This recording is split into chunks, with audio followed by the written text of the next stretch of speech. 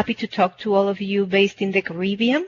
So, Amado, welcome, and thank you for your time. Thank you very much, Anita, and thank you all of you for your attendance. And it's a great pleasure to be here with you and talk about some about servers. So, yes, in this brief session, we're going to cover the new licensing model of Windows Server 2016. It's been in the market for a year. I know that there can be some doubts about this new kind of model of licensing, so we're gonna cover this licensing, and also it's important to know which edition fits to what kind of server in the market. So these are some of the topics that we're gonna cover in this session.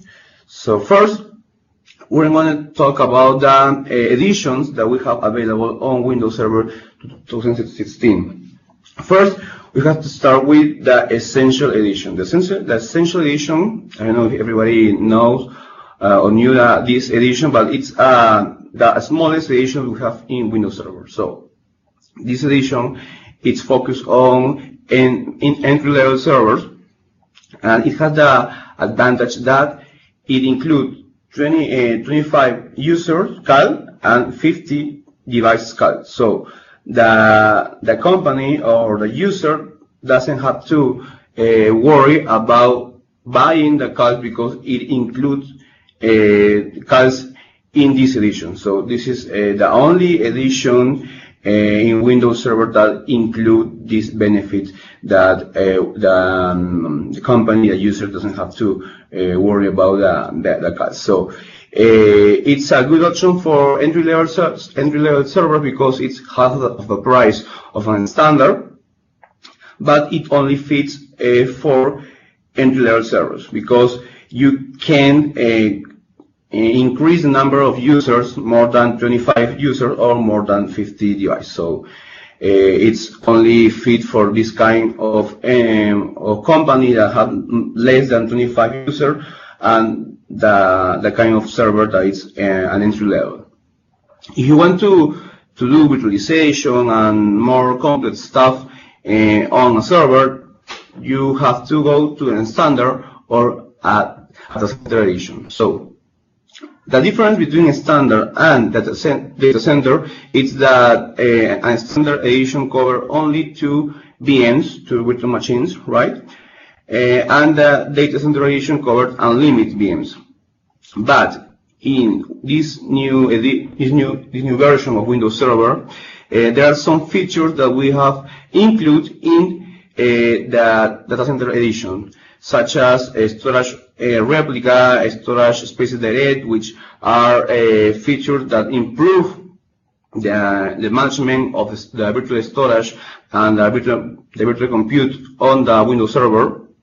Also, we have included a new improvement in networking stack. So this is a really good stuff about Windows Server. And in the part of security, we have included Shield VMs. I don't know if everybody knows this concept, but Shield VM is an encrypted virtual machine. So if anybody in a data center wants to take a virtual machine or steal a virtual machine and try to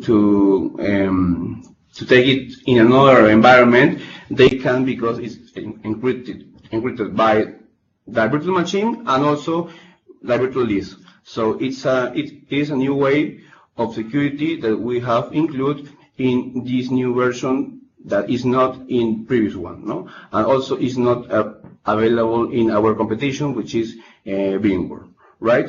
So this is the three editions that fits for server, and the last one, that is storage server edition, is a license that fits to NAS appliance, that it's only available for the M&As, such as Lenovo, such as HP, such as Dell. So this is the three editions for servers, and the storage server edition for OEMs for NAS appliance. Okay.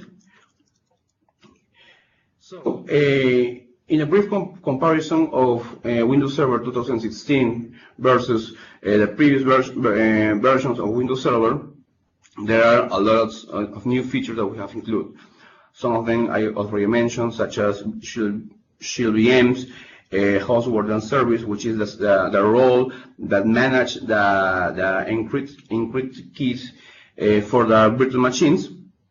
And there is a lot of improvement about the new features over Hyper-V, which is our hypervisor that helps to manage all the virtual machines that you can mount on Windows Server 2016. Also, some of the features or specs on Hyper-V versus VMware, for example, are improved, and it's better than VMware. So, going deep on the new kind of licensing model of Windows Server, it's important to know that we have changed from processor to core. So, what are the rules or the game rules for this new kind of licensing? And I would like to project or to show not the slides but my screen. So in order to be more graphic, so okay, we have to concern about three rules. Okay,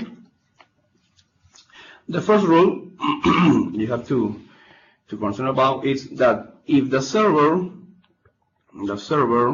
have a number of 16 or less than 16 cores, you always have to license 16 cores.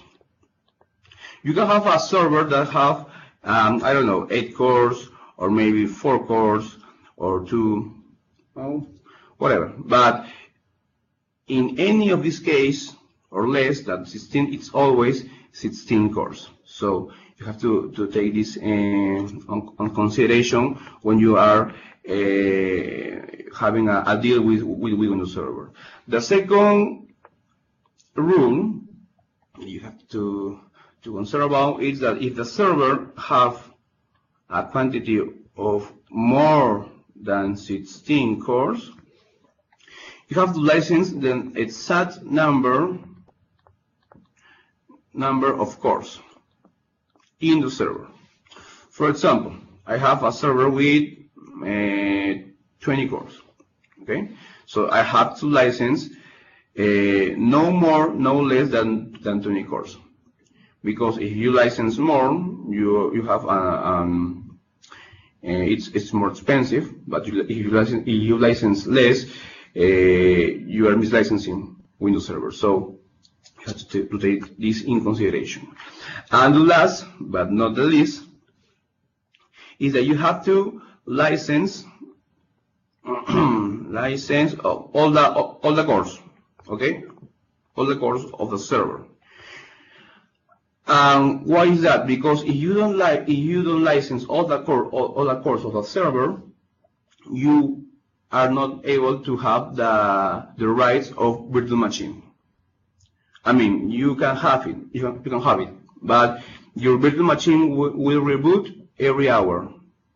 Every hour it will reboot. So it's important that the customer have the consideration that if you are not licensing well with Windows Server, you will have problems with the virtual machine environment. So it's important to have these three rules on consideration.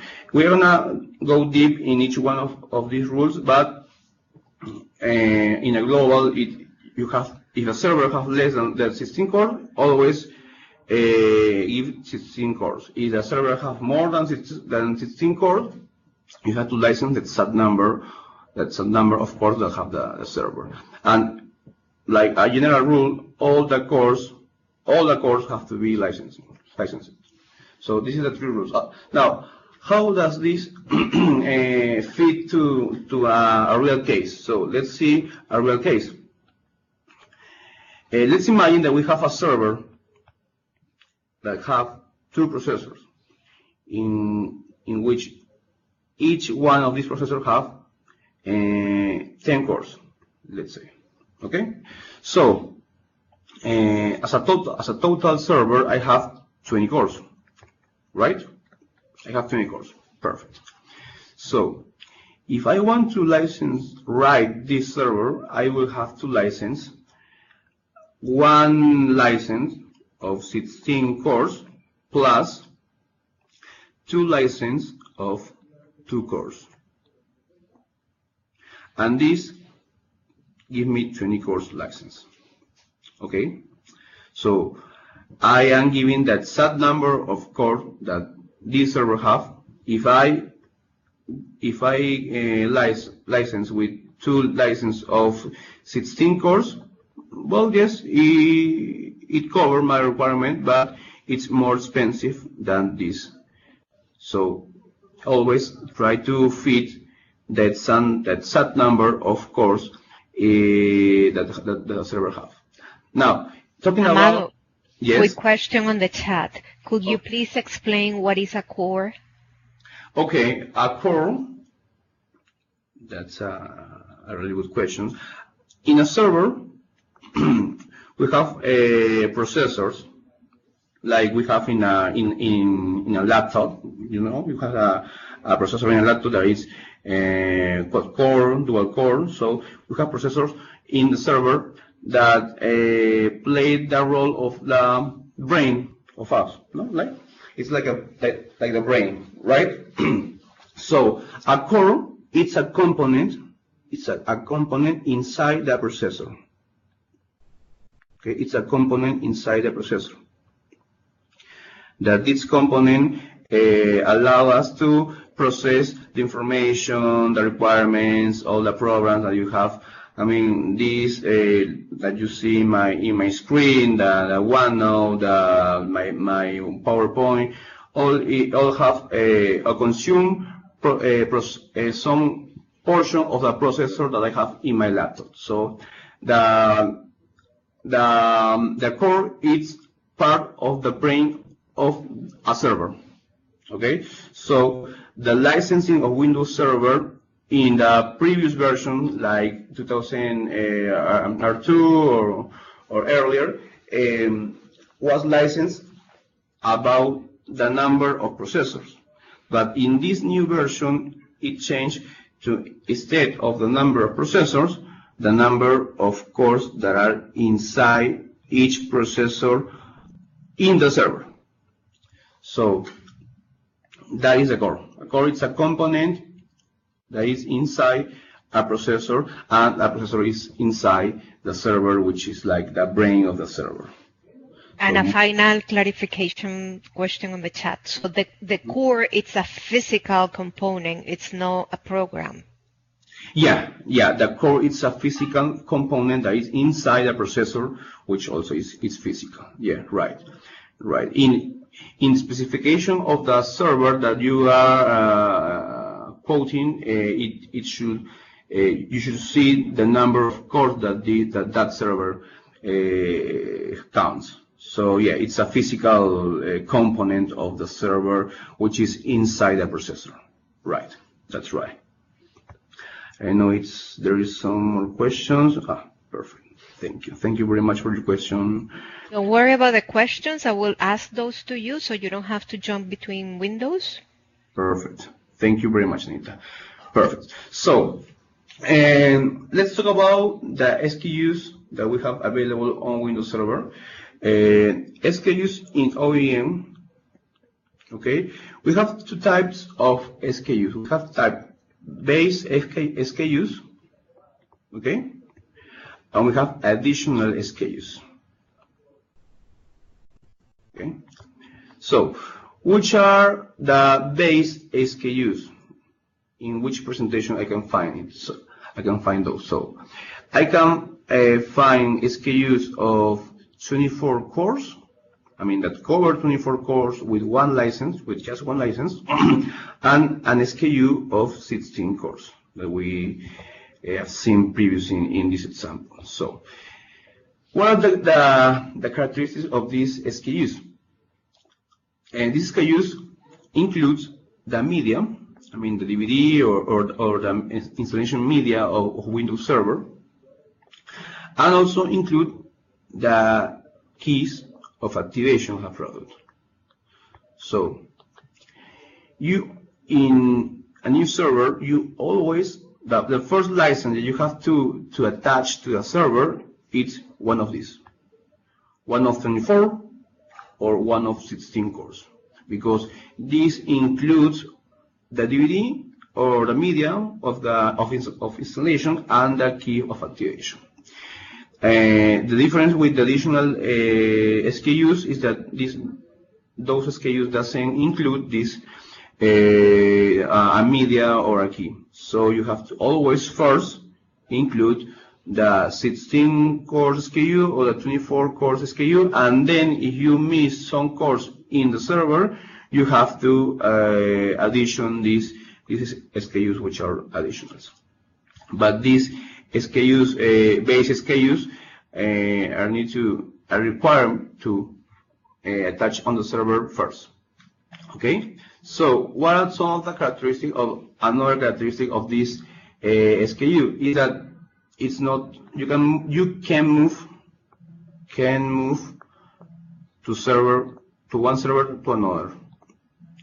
I mean, the license, the base license is set on the server that you buy with, so you can move it. But if you add to that server, to that license, software assurance, which is a contract for volume license, you can transform your OEM license in a BL license with all the benefits that have it. So you have that option if your customer doesn't want to lose their license or his license because he want to move it to another server. In the future, you can add software assurance and you will transfer that OEM license in a, let's say, a BL license. Okay, so it's a benefit that we have. We can include software assurance in an OEM license of Windows Server. Okay. Amado, we have another question on the chat. Okay. How do you know which type of server has what amount of cores? Is there a specific type of server needed to run Server 2016? Okay, that's a good question. In the specification of the OEM of an HPE or Lenovo or Dell or whatever brand server it is, they specify the number of cores. So the OEM, the M&A, know how many cores that model server have. So that question we will have to ask to the OEM or the brand of the server, no? HPE, Lenovo, or Dell. Or we have to ask to our customer. The customer should know how many cores does his server have. So that question we will answer by the customer or by the M&A. So that's it. I don't know if and there is no specific requirement that the Windows Server 2016 need for the server. You only have we have to know the number of cores, and with it we are fine. Okay. Talking about that, I wanna make a space here before we can continue. There are 3 questions that we have to ask to our customer in order to know what we can offer to them. So, first question is ask how many processors have their server. Okay. Second question, how many cores for each processor have that same server. And the last question is to know if the customer will need virtual machines on that server? And if it's so, how many virtual machines will need? Because in base of these three questions, you wanna determine how many license of what time you will need. Okay? So these three questions: how many processors, how many cores, and if you need virtual machines, how many virtual machines you will need, are crucial in order to have a good offering for our customers. Okay? I just wanted to point that because it's really important. So yes, I don't know if I answer like the question.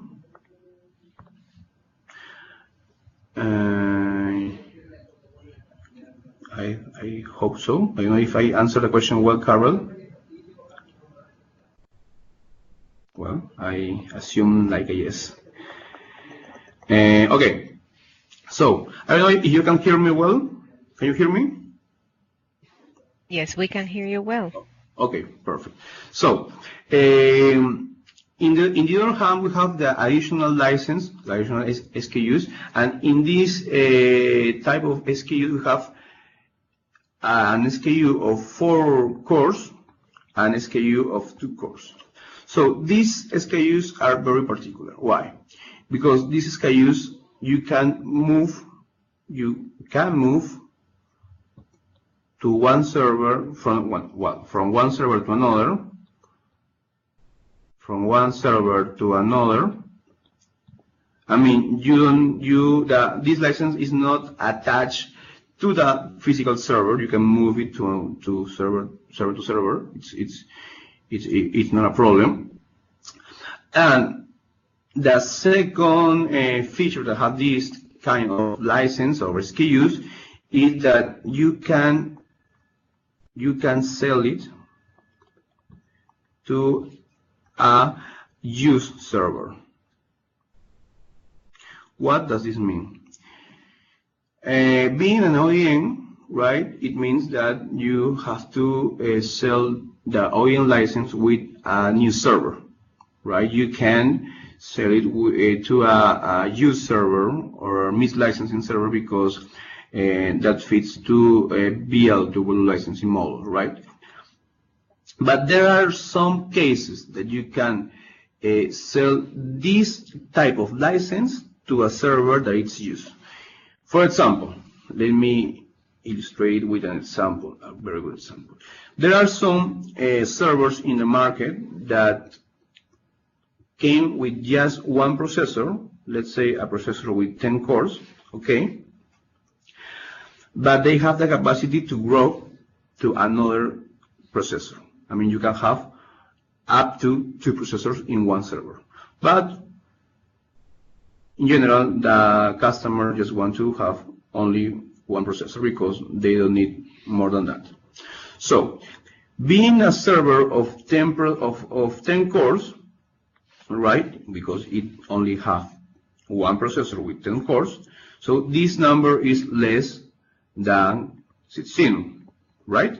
So I only have to cover a 16 core license. So I can use this one, this base SKU that covers 16 cores. So fine, I have my license of 16 cores and everything is okay, everybody is happy and fine. So after a year, let's say after 1 year, the customer decides to expand their capacity of processors and buy the second processor.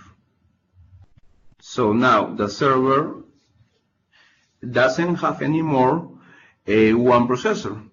It has 2. So now I have not 10 but 20 cores in one server. So my license of 16 cores is not enough anymore to cover these 20 cores. So in a traditional model, we have to go with volume license and buy a volume license of Windows Server. But with these SKUs of 4 and 2, we can sell to a used server this license, despite the fact that these ones are OEM license.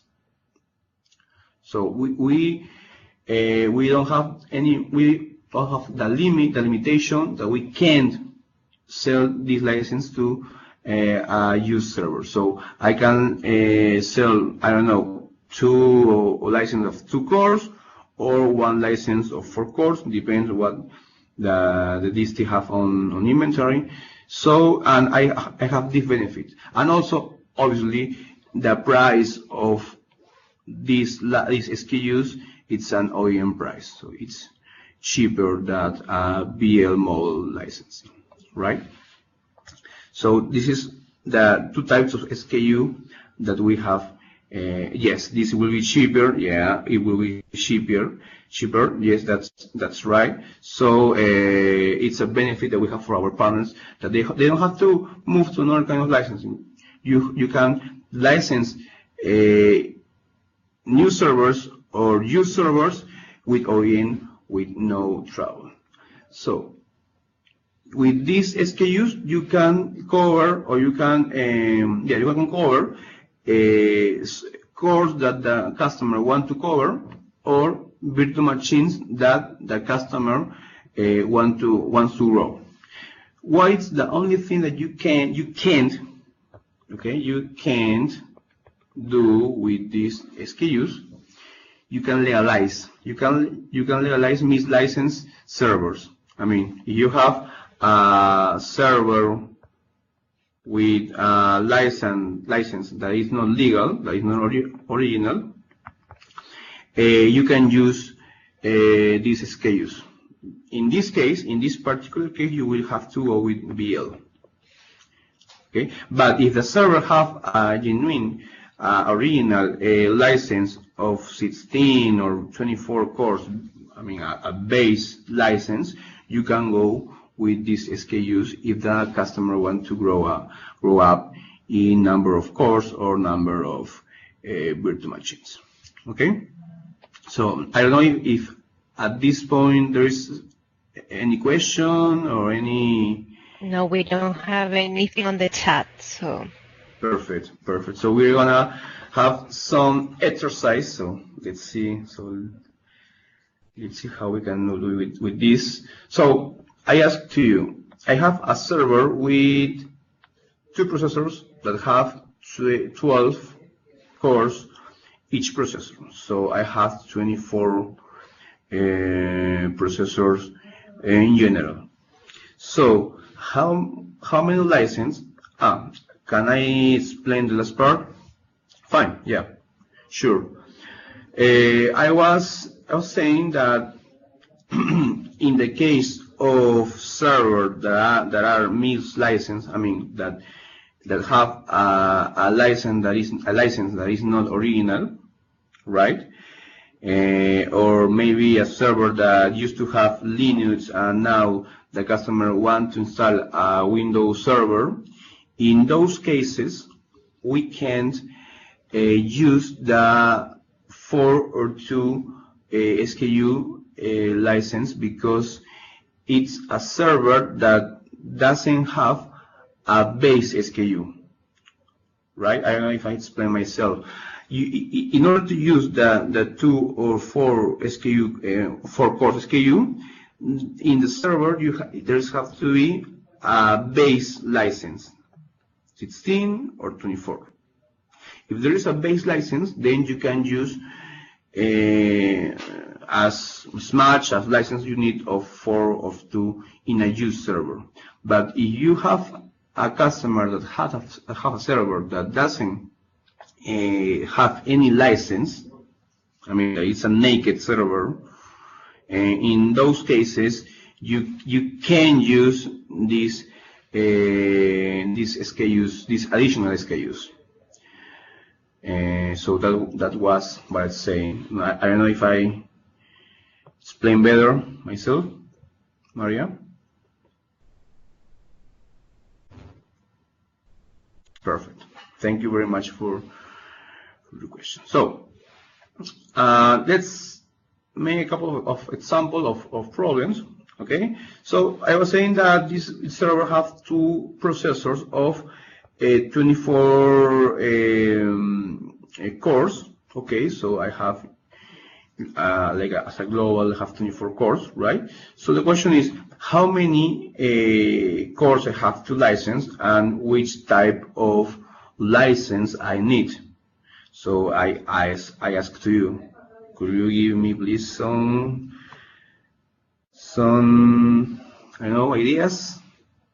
What do I need in this case? Please guys, don't feel shy. Feel free to write 1 of 16. Okay. 1 of 16, 8, okay. Okay, 1 of 16, it's okay. It's fine, yeah. It's a good answer. 1 of 16, fine. But I'm missing some cores, so an extra license. Okay. In this case, yeah, I will need to cover 8 cores more, right? But in the presentation of Windows Server of SKUs, there only exists SKUs of 24, SKUs of 16, SKUs of 4, and SKUs of 2. There is no SKUs of 1 core. Okay, it doesn't exist. So in this case, I will need maybe, let's say, 2 license of 4 or 4 license of 2. Depends of what I can find in inventory. No? But any of these combinations will fit to this configuration of this particular server. Okay. I don't know if this example was clear. Well, also it does not exist an 8-core license. It jumps from 16 to 4. An 8 cores license does not exist. So in this particular case, as I mentioned, you can use 16, 1 of 16 core plus 2 of 4 or 4 of 2, or maybe you want to make it simple, you can just use 1 license of 24 and you can cover with just 1 license all the cores that you have in this particular server. Okay. I would like to mention that if this is a standard edition, right? If this is a standard edition, at the moment that I license all the cores that my server has, I will be granted with the right of 2 virtual machines, because standard edition gives me 2 virtual machines, right? But if I wanted to have more than 2, let's say 4 virtual machines, so I have to add 2 virtual machines more. So I have to relicense all the cores in the server again. So if I have 24, I will have to license again 24 cores more. And if I want 2 VMs more, I will have to license 24 more and 24 more. And depending on the number of virtual machines, I will have to grow up. Depending on the number of virtual machines and the number of cores that the server has, I will have to increase the number of license depending on the base number of cores that have the server, right? Okay. Now, if this example is clear, example. Let's make another one, just to finish the idea. So we have a server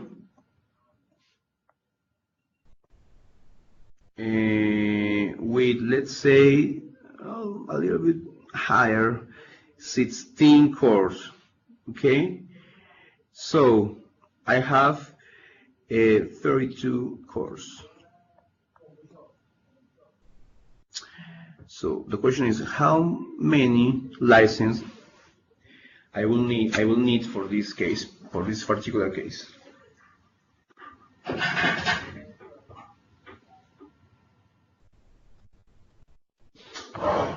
Guys, please feel free.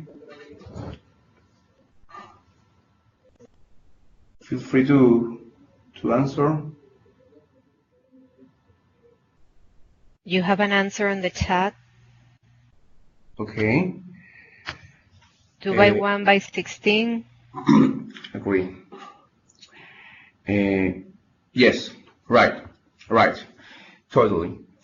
2 of 16 cores. That's right. That's the easiest way to license this server. Perfect. 2 of 16 core, and with that we're fine. So, and also with that we have granted 2 virtual machines for this specific server. So, but what happens if I have not 2 but 10, 20 virtual machines that I have to license in one server? What will be the best option to license a server with 20 virtual machines?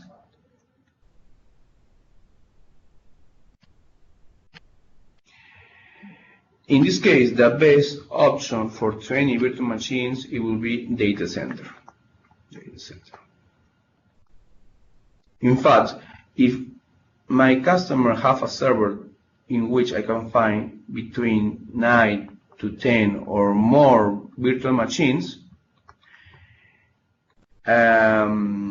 it's better to license a data center instead of a standard, because the cost will be greater in a standard than data center.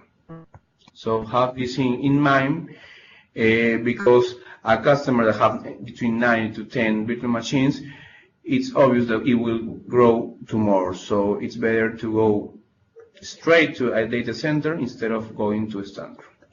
In cases of 2 to 6 virtual machines, we can fit with the standard, but for 9, 10, 11, 20 virtual machines, it's better to go with the data center edition. Okay? So it is not a lot of information, but it's important to practice this model of licensing. There is also to hear more information about Windows Server, about some technical new features, or more deep technical new features that include Windows Server 2016. And also I will share with you a calculator that it's really useful for quoting, for determining how many cores do you need in one server.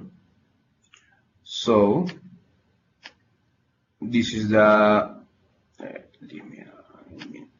this is the calculator. So in this calculator you only have 2 inputs: number of processors and number of cores per processor. Okay, so if you write down, I don't know, a server of 2 processors with 10 cores, it will advise you with what kind of SKU you have to include. In this case, it advise or recommend to include 1 license of 16 cores and include one license of 4 cores. Now, this is referential. You can, it's okay if you use 2 licenses of 2 cores. This calculator just gives you the minimum type of license that you will need to cover the requirement that you are typing or you are writing. So if you type or you write a server not of 10 cores per processor but 20 cores, it will feed you, okay, you need a 24 core base core SKU 1, and you will need 16, right? You will need, sorry, you will need one license of 16 cores additional for this in this scenario. Okay. The calculator I will share with you. I will share with the Incomex team. So you, or maybe I will just upload it to the chat so you can download it. So you give me a couple of minutes. But I don't know if there is any question, doubt about the new about this new licensing model. If something is not clear, please let me know. Is there any question? Any final question? So yes, this is the calculator. Anyway, to all the participants, we're going to make sure that Edwin receives the calculator, so you can always go back to him and request it in case that you cannot download it right now. Yeah, I just upload the calculator, so I don't know if, let me know please if you can see it and you can download it. And please, any question that you, or future question that you will have, you can contact me to my email. You can contact me through my cell phone. It's with the country code, so you can write me, I don't know, WhatsApp, any communication media you would like. And any question of licensing, any question or server technical question, please feel free to contact me. We can help in any deal that you are working on. Amado, I have a question. Then Yeah. Sometimes I have customers then usually always asking me for the same, and I would like to explain them. Then how can we explain the difference between the CAS device and the CAS for users? We know they need the CAS for Windows Server Standard for this edition. Mm-hmm. Because the Essential is coming with a minimum of 25, right? Mm-hmm. So we need to know and to clear up this the difference between one to the other one. Mm-hmm. Right. Wonderful. That's a good point. So the CAS user, it means that, for example, my email is this one, Microsoft.com, okay?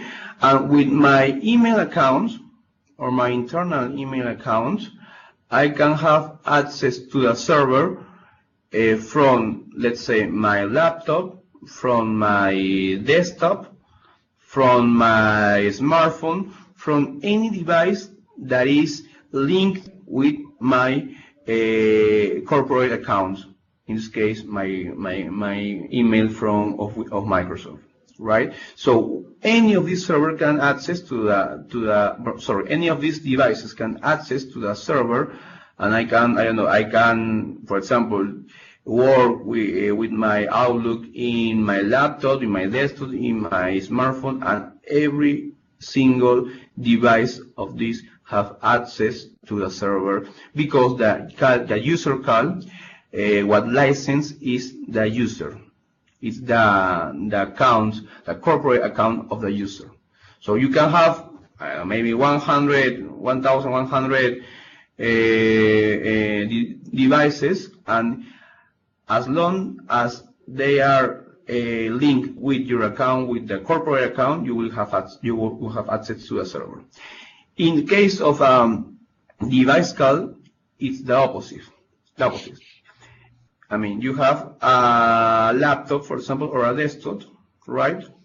And you can have John, Robert, Amado, Anita, and everybody tries to connect, obviously one after other, to the server from this device, and they all will have access, because what license the device called is the device, right? So everybody can log with their accounts one after other with this device, with this laptop or desktop, and it's okay.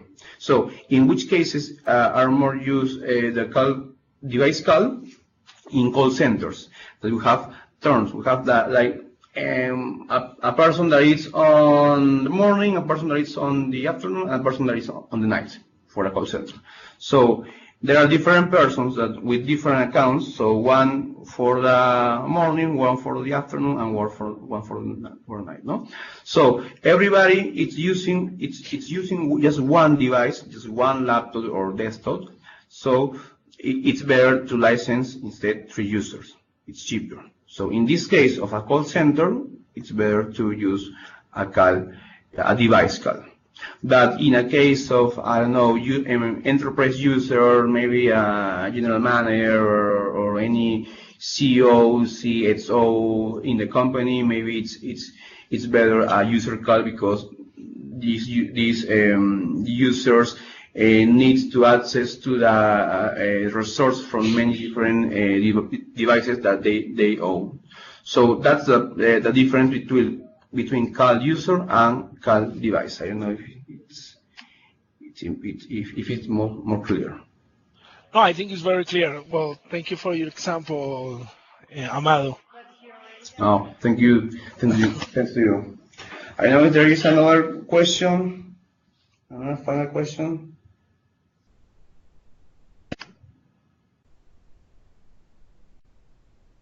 If we don't have any more questions, we would like to thank you for your time, for being here with us, for having this open conversation.